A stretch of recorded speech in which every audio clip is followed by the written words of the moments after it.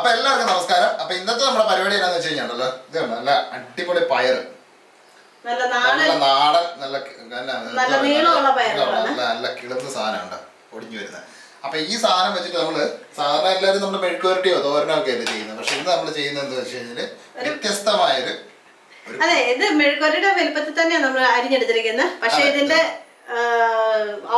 Result ഇതിന്റെ കൂടെ ചേർക്കുന്ന ചില സാധനങ്ങളൊക്കെയാണ് ഇതിന്റെ അകത്ത് പ്രത്യേകത എന്ന് പറയുന്നത്. അപ്പൊ കണ്ടു കഴിഞ്ഞാൽ മെഴുക്കുവരട്ടി പോലൊക്കെ ഇരിക്കും, പക്ഷെ സംഭവം അന്യായ ടേസ്റ്റുമാണ്. നമുക്ക് എല്ലാവർക്കും ഇഷ്ടപ്പെടുന്നത് പയറിന്റെ ഒരു വ്യത്യസ്തമായ മെഴുക്കുവരട്ടി എന്ന് വേണമെങ്കിൽ പറയാം. പക്ഷെ അത് മെഴുക്കുവരട്ടിയല്ല. അതാണ് നമ്മള് ചീനച്ചട്ടിക്കകത്താണ് നമ്മുടെ പരിപാടി. നമ്മൾ ചീനച്ചട്ടി വെച്ച് ചൂടായിട്ടുണ്ട്. അപ്പൊ നമുക്ക് ഇതിനകത്ത് ഒരു സ്വല്പം എണ്ണ ഒഴിച്ചെടുക്കാവേ. ഒരു ടീസ്പൂൺ അല്ലെങ്കിൽ 1.5 ടീസ്പൂൺ ഒക്കെ മതി എണ്ണ. ഇത് അധികം എണ്ണ ഇല്ലാത്ത സംഭവം.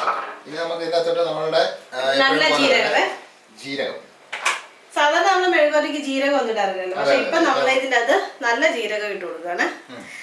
കടുക് വേണമെന്നുണ്ടെങ്കിൽ നമുക്ക് പൊട്ടിക്കാം, വേണമെങ്കിൽ ഒന്ന് പൊട്ടിച്ചേക്കാം അല്ലേ. അതല്ലേ കാണാനും ഒരു ഭംഗിയുണ്ട്, രുചിയുണ്ട്. അപ്പൊ നമുക്ക് ഒരു വറ്റൽമുളകും കൂടെ പൊട്ടിച്ചിട്ടേക്കാം. ഇതിലൂടെ കടുക് പൊട്ടുന്ന കൂട്ടത്തിൽ തന്നെ നമ്മുടെ വറ്റൽമുളകും സെറ്റാവും. അപ്പൊ ഇത്ര സംഭവം ചെറുതായിട്ട് ഇളക്കി കൊടുക്കുക. അപ്പൊ നമ്മുടെ കടുകൊക്കെ റെഡിയായിട്ടുണ്ട്. ഇനി അപ്പൊ നമുക്ക് ഇതിനകത്ത് നമ്മൾ ചെയ്യുന്നത് ചെറുതായിട്ട് അരിഞ്ഞു വെച്ചിരിക്കുന്ന നമ്മുടെ സവോളയാണ്. നമ്മുടെ ഒരു മീഡിയം സൈസ് സവോള നമ്മൾ എടുത്തിരിക്കുന്നത്. നമ്മളിപ്പോ ഒരു നല്ല വലുപ്പമുള്ള പയറുകൾ എടുത്തിരിക്കുന്നത്. അതൊരു 8-9 എടുത്തിട്ടുണ്ട്.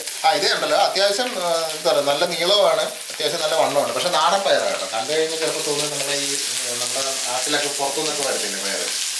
പക്ഷെ ഇപ്പൊ ഒരുപാട് പയർ കൃഷിയൊക്കെ നമ്മുടെ നാട്ടിൽ നമ്മൾ ഈ യൂട്യൂബിലൊക്കെ ഒരുപാട് വീഡിയോ ഒക്കെ കാണാൻ പറ്റും. കഞ്ഞിക്കുഴി പയർ എന്നൊക്കെ പറഞ്ഞിട്ട് ഭയങ്കര നീളമൊക്കെ ഉള്ളത്.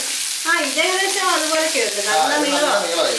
ഇത് കുറച്ചും കൂടെ ഒക്കെ ഒന്ന് ഇതായി കഴിഞ്ഞാൽ കുറെ കൂടെ നീളമൊക്കെ വരും. അവര് അത്യാവശ്യം ഒന്ന് ഒരു വലിപ്പമാകുമ്പോഴേ ഒരുപാട് മൂക്കാൻ സമ്മതിക്കരുത്.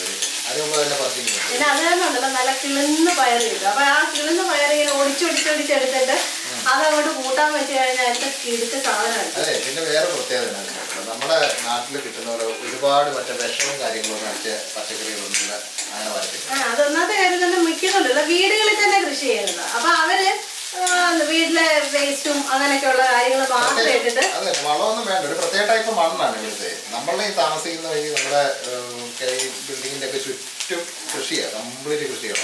ഇപ്പൊ കൊറേയൊക്കെ മാറി വരുന്നുണ്ട്. പക്ഷെ എന്നാലും ഉണ്ടല്ലോ ഇതൊരു കൃഷിയാണ് ഇതിന്റെ മെയിൻ സംഭവം. ആർക്കെങ്കിലുമൊക്കെ ഈ സ്ഥലമൊക്കെ വന്ന് കാണാനൊക്കെ താല്പര്യം ഉണ്ടെങ്കിൽ നമ്മളെ വിളിച്ചാൽ മതി. നമ്മുടെ ഡിസ്ക്രിപ്ഷനിൽ നമ്മുടെ നമ്പറൊക്കെ കൊടുത്തിട്ടുണ്ട്. കോണ്ടാക്ട് ചെയ്താൽ മതി. നമുക്ക് നമുക്കിവിടെ താമസവും ഒക്കെ റെഡിയാക്കാം. കുഴപ്പമൊന്നുമില്ല. ഒരുപാട് കാഴ്ചകളൊക്കെ ഉണ്ട് ഇവിടെ കാണാനായിട്ട്. നമ്മൾ വിചാരിക്കുന്ന പോലത്തെ ഒരു സ്ഥലമാണ് ഇത്. നല്ല കിടക്കാച്ച സ്ഥലമാണ്. ബോംബെ എന്ന് പറഞ്ഞാലുണ്ടല്ലോ, ബോംബെയിൽ നിന്ന് തിരക്കുകളിൽ നിന്ന് ഒത്തിരി മാറി നിൽക്കുന്ന ഒരു സ്ഥലമാണ്. അപ്പൊ നമ്മുടെ ഉള്ളി അത്യാവശ്യം റെഡി ആയിട്ടുണ്ട്. എരിവിന് ആവശ്യമായിട്ടുള്ള മുളക് പൊടി ചേർത്ത് കൊടുക്കാം. നമ്മളിവിടെ കാശ്മീരി മുളക് പൊടിയാണ് ചേർക്കുന്നത്. കൂടുതൽ എരി ആവശ്യമെങ്കിൽ നമ്മൾ കൂടുതൽ ചേർക്കാം. അതന്നെ. ഇനി ഒരു നുള്ള മഞ്ഞൾപ്പൊടി ചേർത്ത് കൊടുക്കാവേ. അതിൻ്റെ കൂട്ടത്തിൽ തന്നെ മല്ലിപ്പൊടി. സാധാരണ നമ്മൾ ചേർക്കാത്തൊരു കാര്യമാണ് പയറ് മെഴുക്കുവരട്ടി വെക്കുമ്പോൾ ചേർക്കാത്ത മറ്റൊരു കാര്യമാണ് നമ്മുടെ ഗരം മസാല. അത് നമ്മൾ ഒരു നുള്ള ചേർത്ത് കൊടുക്കണം. അപ്പൊ ഇനി നമ്മുടെ ഈ പൊടികളുടെ ഈ പച്ചമണമൊക്കെ ഒന്ന് മാറണം. അത്ര പരിപാടി.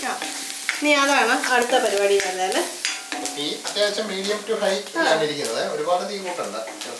അപ്പൊ ഇനി നമ്മുടെ പയർ ചേർത്ത് കൊടുക്കാം. നമ്മുടെ പൊടികളുടെ മണം എല്ലാം മാറിയിട്ടുണ്ട്. അപ്പൊ നമുക്ക് പയർ ഇനി ചേർത്ത് കൊടുക്കാം. ഇപ്പൊ നമ്മുടെ ഈ ഒരു റെസിപ്പിയുടെ കളർ ഏകദേശം ഈ പൊടികളും എല്ലാം കൂടെ ഉള്ളതുകൊണ്ട് സാധാരണ മെഴുക്കുവരട്ടിയിൽ നിന്നും വ്യത്യസ്തമായ ഒരു കളറൊക്കെയാണ് നമുക്ക് കിട്ടുന്നത്. സാധാരണ നമ്മൾ പയർ മെഴുക്കുവരട്ടി വെക്കുമ്പോഴത്തേക്ക് മുളക് പൊടിയല്ലല്ലോ, പച്ചമുളക് ഇട്ടാണ്.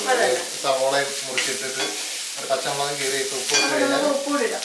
നമ്മുടെ മെഴുക്കുവരട്ടിയായി.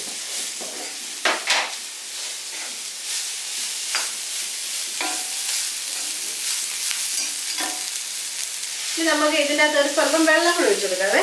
ഒരു 2 ടേബിൾ സ്പൂണോളം വെള്ളം.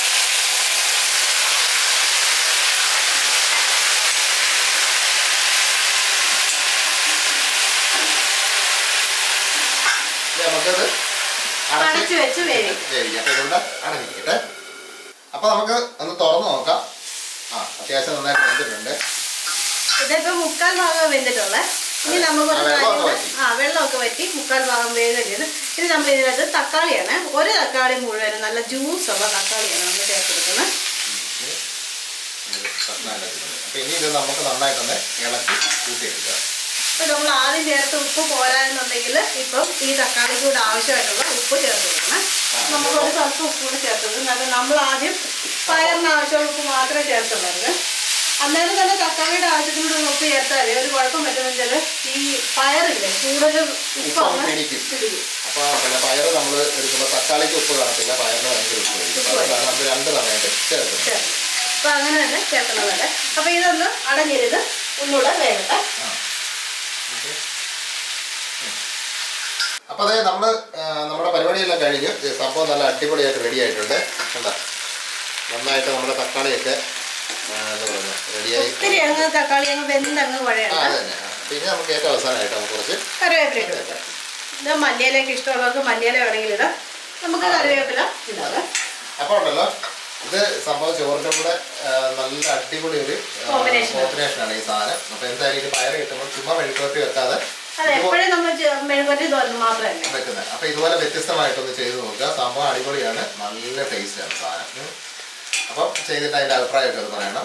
പിന്നെ എന്താ നമ്മളെപ്പോഴും പറയുന്ന പോലെ തന്നെ നമ്മുടെ വീഡിയോ ഒക്കെ ഇഷ്ടപ്പെടുകയാണെന്നുണ്ടെങ്കിൽ നമ്മുടെ ചാനൽ ഒന്ന് സബ്സ്ക്രൈബ് ചെയ്യുക ആദ്യമായിട്ട് കാണുന്നവർ. പിന്നെ തൊട്ടടുത്തുള്ള ബെല്ലും കൂടെ ഒന്ന് ഓൺ ചെയ്ത് റെഡിയാക്കി വെച്ച് കഴിഞ്ഞാൽ നമ്മൾ പുതിയ വീഡിയോ ഒക്കെ ഇടുമ്പോഴത്തേക്ക് പെട്ടെന്ന് തന്നെ കാണാൻ പറ്റും. പിന്നെ നിങ്ങൾ വീഡിയോ പറ്റിയുള്ള അഭിപ്രായവും നിർദ്ദേശമൊക്കെ ഒന്ന് കമൻ്റായിട്ട് എഴുതുക. പിന്നെ കൂട്ടുകാർക്കൊക്കെ അത് അറിയാൻ മേലാത്തവർക്കും അറിയാവുന്നവർക്കും ആണെങ്കിലും നമുക്കറിയാവുന്ന പുതിയ എല്ലാവരെയും ഒന്ന് പരിചയപ്പെടുത്തുകയാണ്. അല്ലാതെ നമ്മളിതിൻ്റെ വലിയ എക്സ്പെർട്ടും കാര്യങ്ങളൊന്നും അല്ല. നമ്മൾ വ്യത്യസ്തമായിട്ട് കാണുന്ന സംഭവങ്ങൾ നമ്മളൊന്ന് പരിചയപ്പെടുത്തുന്നു. അപ്പം എന്താ പറയുന്നത്, വേറെ ഒന്നുമില്ല. വ്യത്യസ്തമായ വേറൊരു റെസിപ്പിയായിട്ട് നമുക്ക് നാളെ കാണാം. അപ്പോൾ എല്ലാവർക്കും by.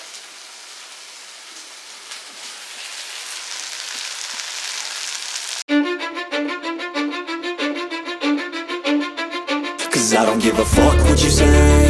Yeah, I'ma do shit my way. So you can go kick rocks, I'ma stack bricks up, build what I want to make. Yo, I got a lot of shit to say, so I'ma do this every day. I'll be writing things until I'm fucking buried in my grave.